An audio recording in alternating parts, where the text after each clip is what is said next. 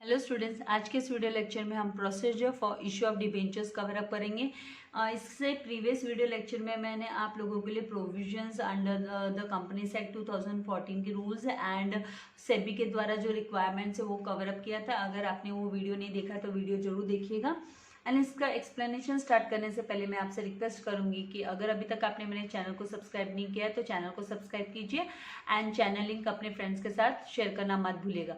तो the very first pass resolution in board meeting में आपको यहाँ पर प्रोसीजर सबसे पहला कि बोर्ड मीटिंग में ना रेजोल्यूशन पास करना होता है and then extraordinary general meeting hold की जाती है। सेकेंड स्टेप प्रोसीजर का मतलब स्टेप्स भी होता है। देन थर्ड स्टेप यहाँ पर है ना रजिस्ट्रार के पास में जो कंपनी का जो रजिस्ट्रार होता है वहाँ पे है ना सबमिट करनी होती है file related to the debentures document issue वगैरह की। तो इनके बारे में हम डिटेल में स्टडी करने वाले हैं। तो ये फ्लो चार्ट है ना, आपको एग्जाम में अगर प्रोसीजर पूछा जाता है डिबेंचर्स के प्रोसीजर तो आपको ये फ्लो चार्ट भी है ना बनाना है ताकि आप अच्छे मार्क्स है ना स्कोर कर सके। क्योंकि आपको पता है कि figures to indicate full marks वाली बात है। तो जब भी कोई चार्ट वगैरह आपको पूछा जाता है तो आपको उसके साथ में फिर है ना ये, क्योंकि ये टेक्सचुअल क्वेश्चन भी है आपके टेक्स्ट बुक का क्वेश्चन भी कि ब्रीफली आपको इसके प्रोसीजर है ना इश्यू ऑफ डिबेंचर्स के वो आपको एक्सप्लेन करने हैं। तो अगर एग्जाम में अगर आ जाता है तो फिर आपको फ्लो चार्ट भी जरूर बनाना है। देन नेक्स्ट है ऑब्टेन क्रेडिट रेटिंग। तो क्रेडिट रेटिंग मतलब क्या होता है कि ये है ना इवैल्यूएशन है एक तरीके का क्रेडिट वर्दीनेस कंपनी की जानी जाती है कि कंपनी कितनी कैपेबल है। कंपनी को अगर हम है ना कंपनी को अगर हम उधार पैसा देते हैं तो कंपनी फ्यूचर में हमारा रीपेमेंट कर पाएगी कि नहीं कर पाएगी, इसके बारे में डिटेल में हम स्टडी करेंगे। प्रोसीजर ये भी एक है। Then enter into underwriting agreements, underwriter को अपॉइंट करना मस्ट होता है। Then issue of prospectus, offer letter of offer. Then उसके बाद में open separate bank account open करना होता है। देन रिसीविंग एप्लीकेशन मनी, इसके लिए जो अप्लाई करते हैं एप्लीकेशन देते हैं डिबेंचर होल्डर्स जो इंटरेस्टेड होते हैं तो उनके एप्लीकेशन मनी रिसीव करना। Then hold board meeting held करना after the application money receive होने के बाद में किस किस को अलॉट होने वाले हैं debentures. Then issue of debenture certificate and make entries in the register of debenture. तो register of debenture separate register होता है, उसमें एंट्रीज इसकी एंटर करना डिबेंचर होल्डर्स के नाम किन किन को है ना डिबेंचर्स अलॉट हुए हैं। नाउ यहाँ पे सबसे पहला प्रोसीजर जो डिटेल में हम स्टडी करेंगे वो है pass resolution in board meeting में रेजोल्यूशन पास करने को लेकर है। तो यहाँ पर in the board meeting following resolution will have to be passed. कौन कौन से रेजोल्यूशंस पास मतलब एक मत, कौन कौन से पॉइंट्स पे एक मत होता है। तो amount and type of debentures, भाई कौन से टाइप का डिबेंचर्स होगा, कन्वर्टिबल होगा कि नॉन कन्वर्टिबल होगा। तो यहाँ पर रिडीमेबल है कि इरिडीमेबल। तो यहाँ पे amount and type of debentures to be issued and terms and conditions for issue के लिए कौन से टर्म्स एंड कंडीशंस है वो मेंशन होंगे। देन अप्रूव प्रोस्पेक्टस और ऑफर लेटर ऑफ ऑफर, इसका अप्रूवल होगा।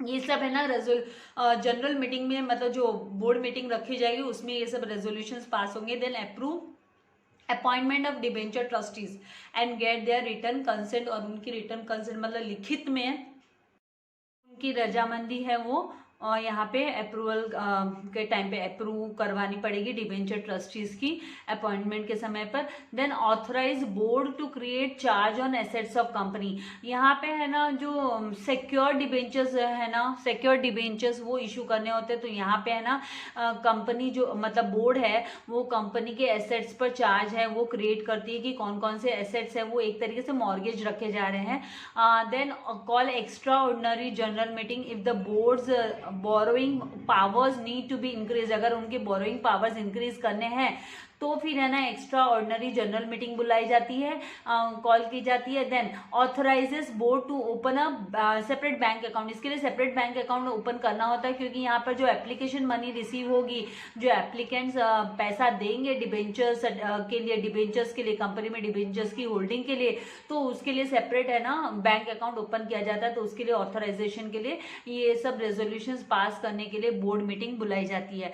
देन नेक्स्ट यहाँ पर हम आते हैं hold extra ordinary general meeting. तो ईजीएम क्यों बुलाई जाती है? तो इफ बोरोइंग पावर्स, अगर उसके बोरोइंग पावर्स मतलब उसके लोन जो डेप्टिंग पावर्स है, लोन पावर है, उसको अगर इंक्रीज करना है बोर्ड को, तो है ना ईजीएम बुलानी पड़ती है, एक्स्ट्रा ऑर्डिनरी जनरल मीटिंग बुलानी पड़ती है। It has to be held to get the shareholders approval. इसके लिए क्योंकि है ना शेयर होल्डर्स के जो अल्टीमेट मेंबर्स है कंपनी के, उनका है ना शेयर होल्डर्स का रेजोल्यूशन, स्पेशल रेजोल्यूशन पास करवाना जरूरी होता है, तो वो ईजीएम में स्पेशल रेजोल्यूशन पास होता है। Then filing with registrar of companies, registrar company के रजिस्ट्रार के साथ में जो इसके डॉक्यूमेंट्स है सारे, प्रॉस्पेक्टस हुआ, ऑफर लेटर वगैरह हुआ, उसकी कॉपी वगैरह है ना वो रजिस्ट्रार के पास दी जाती है, सबमिट करवाई जाती है। तो सेक्रेटरी हैज टू फाइल, ये काम कौन करता है, कौन बंदा करेगा? तो secretary has to file the special resolution and the copy of prospectus, offer letter and the letter of offer with registrar of the companies within 30 days of the board meeting. तो board meeting के 30 दिन के अंदर ये है ना registration का मतलब ये रजिस्ट्रेशन करवाना होता है, रजिस्ट्रार के पास है ना फाइल करवाने होते हैं documents related to the debentures. Then obtain credit rating. तो जैसे मैंने आपसे कहा क्रेडिट रेटिंग मतलब क्या होता है कि company gets its debentures rated by one or more credit agency, rating agencies. हमने ये जो क्रेडिट रेटिंग एजेंसीज है उसके बारे में यहाँ पर है ना एग्जाम्पल्स के तौर पे हमने ये जो क्रिसिल का है उसका एग्जाम्पल के तौर में दिया। तो क्रेडिट रेटिंग ली जाती है, क्रिसिल हुए, केयर हुए, तो ये सब है ना एजेंसीज है जो है ना क्रेडिट रेटिंग देती है कंपनीज को जो डिबेंचर्स इशू करते हैं उनको। तो यहाँ पे से उनसे ना इनमें से किसी भी से उनको क्रेडिट रेटिंग लेनी होती है, कंपल्सरी होती है।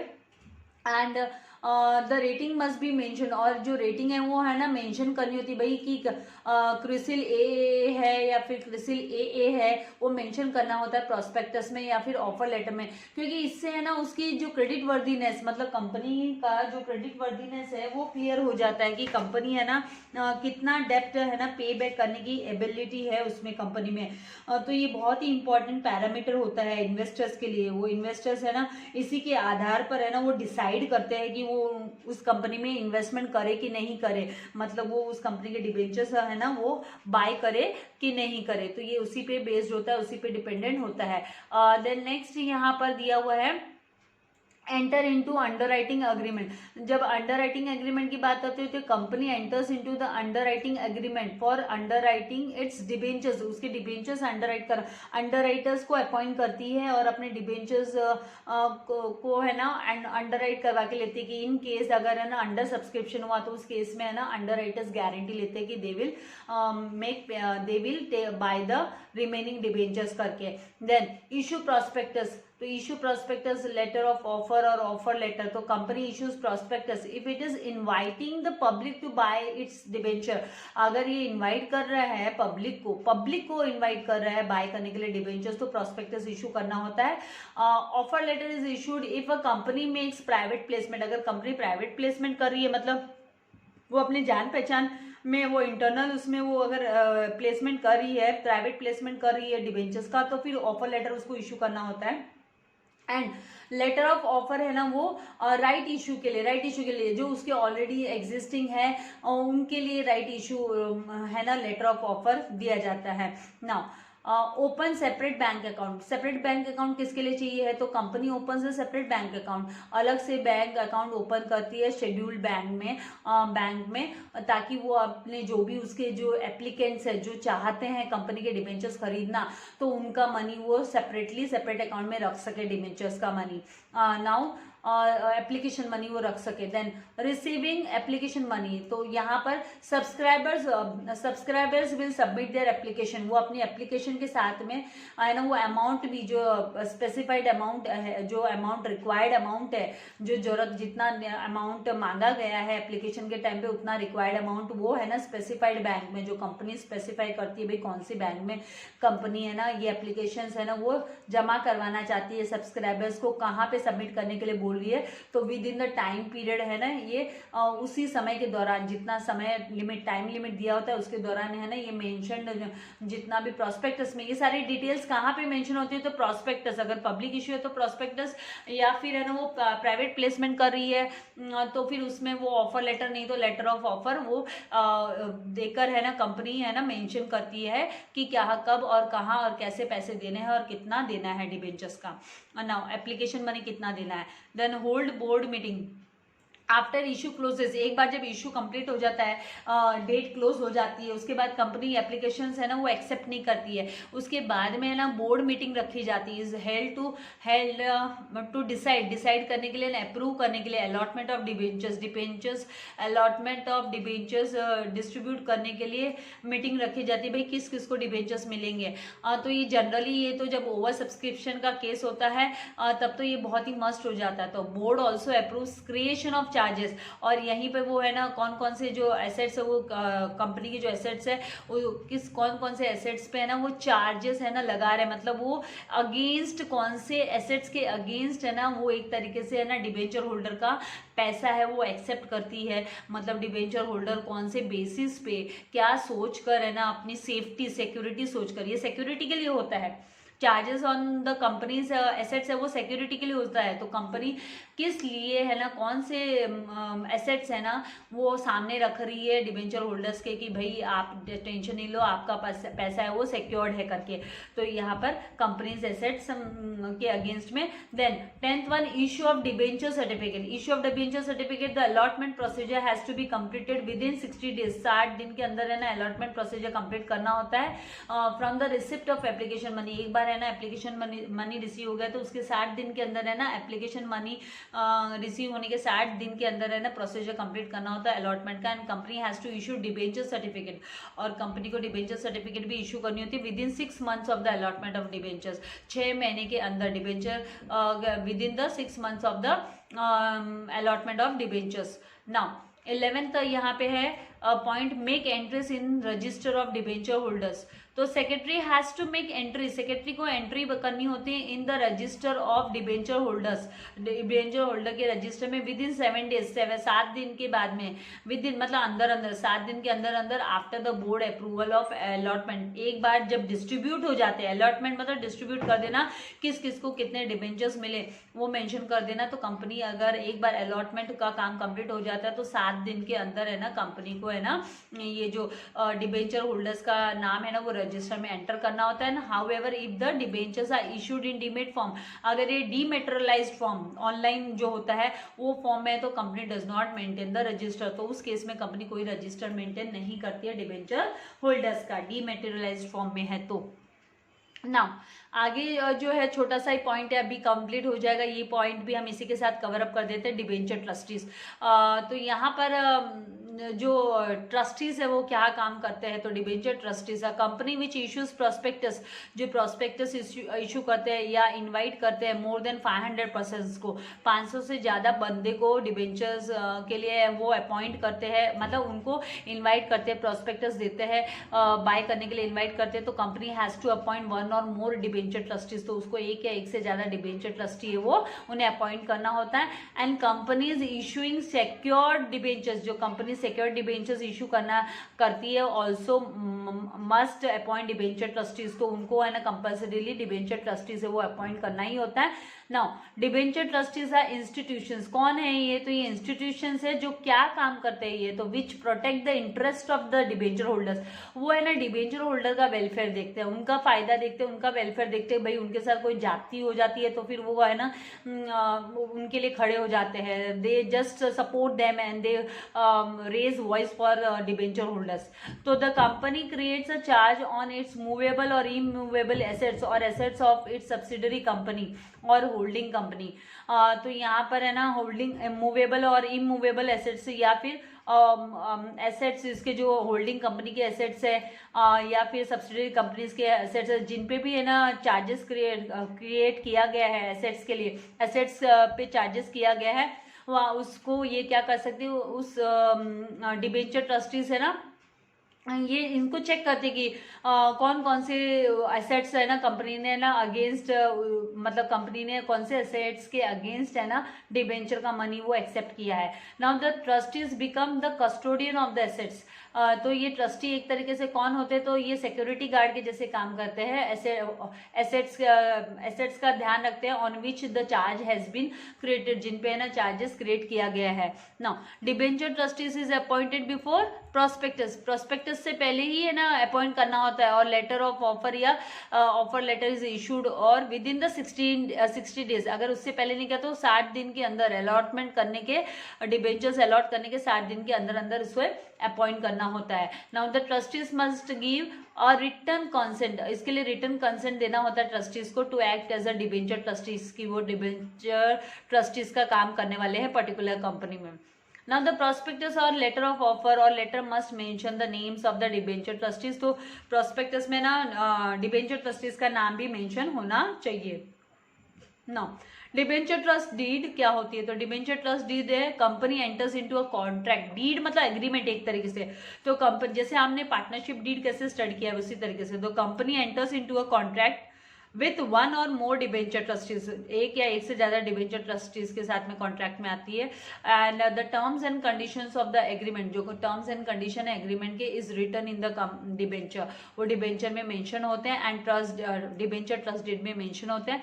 It is a legal instrument, ये लीगल इंस्ट्रूमेंट है, conveying the assets of the assets of a company to the trustees, तो लीगल इंस्ट्रूमेंट है जो है ना कंपनी के जो एसेट्स है मतलब उसको उन पे नज़र रखती है, उन पे ध्यान रखती है, ये सेफगार्ड करती है, क्योंकि ये डिबेंचर होल्डर के वेलफेयर के लिए होती है trust deed. Now the deed also trust उन्हीं के लिए बनाई जाती है। The deed also defines the rights of debenture holders, भाई डिबेंचर होल्डर्स के कौन कौन से राइट्स है एंड उनके ड्यूटीज क्या क्या है, पावर क्या क्या है डिबेंचर ट्रस्टीज के। Then company has to execute the deed, company को डीड एग्जीक्यूट करना होता है, मतलब उसको प्रोवाइड प्रेजेंट करना होता है विद इन 3 मंथ्स, 3 महीने के अंदर of the closure of the issue. एक बार वो इशू क्लोज कर देती तो 3 महीना मतलब 60 डेज के अंदर अंदर, विद इन 60 डेज 3 मंथ्स के अंदर उसको ये इशू करना होता है। Now the members as well as the debentures debenture holders can inspect the deed, तो जो मेंबर्स है और डिबेंचर होल्डर्स है वो है ना उसको डीड पर नजर मतलब डीड की को गो थ्रू कर सकते कि भाई उसमें क्या क्या मेंशन किया हुआ है करके, and also get a copy of it, और उन्हें उसकी कॉपी भी मिलती है, पेइंग अ सर्टेन फी, कुछ सर्टेन अमाउंट फी अमाउंट पे करने के बाद में उनको उनकी एक हम बोलते हैं ना जैसे जेरोक्स कैसे होता है, तो उनको भी उनकी कॉपी मिलती है किसको, डिबेंचर होल्डर्स को, और या जो मेंबर्स है कंपनी के उनको। नाउ आगे जो दिया है वो समरी दिया हुआ है, तो जस्ट समरी को भी एक क्विक वे में हम गो थ्रू कर लेते हैं। तो यहाँ पे companies prefer issuing debentures as they can be repaid after a long time, क्योंकि है ना लॉन्ग टाइम के बाद है ना रीपेमेंट कर सकती है, और जैसे कि हमने स्टडी किया है फाइनेंस तो है ना it works like a life blood for the companies, right, इसलिए उनको फाइनेंस तो चाहिए रहता है, वो भी लंबे समय तक के लिए चाहिए रहता है, इसीलिए वो डिबेंचर्स इशू करते हैं। Now companies can issue, company issue कर सकती है सिक्योर्ड और अनसिक्योर्ड डिबेंचर्स। सिक्योर्ड वो किसके अगेंस्ट सिक्योर्ड करती है, तो प्रॉपर्टीज के अगेंस्ट, कंपनी के एसेट्स के against. And non convertible debentures और कन्वर्टेबल डिबेंचर्स, इधर फुल्ली और पार्शियली कन्वर्टेबल और redeemable debentures, and debentures can be listed in stock exchanges. ना जैसे शेयर्स कैसे हम स्टॉक एक्सचेंज में लिस्ट करते हैं वैसे डिबेंचर्स को भी लिस्ट कर सकते हैं। Then company can issue debentures to its members public और make private placement by giving offer letter. Now companies have to comply with the provisions as per the Companies Act 2013 and Companies Share Capital and Debentures Rules 2014 and regulations of SEBI. Then company appoints one or more debenture trustees to protect the interest of debenture holders, and debenture trust deed contains the terms and conditions agreed between the company and debenture trustees, and deed is signed within 3 months of the closure of issue। 3 महीने के अंदर closure of issue के 3 महीने के अंदर deed है वो sign करवा के लेनी होती है। तो इस तरीके से ये जो चैप्टर नंबर 4 था हमने इसका एक्सप्लेनेशन कवर अप किया। नेक्स्ट वीडियो में मैं आप लोगों के लिए इसके जो सॉल्व एक्सरसाइज है वो लेकर आऊँगी।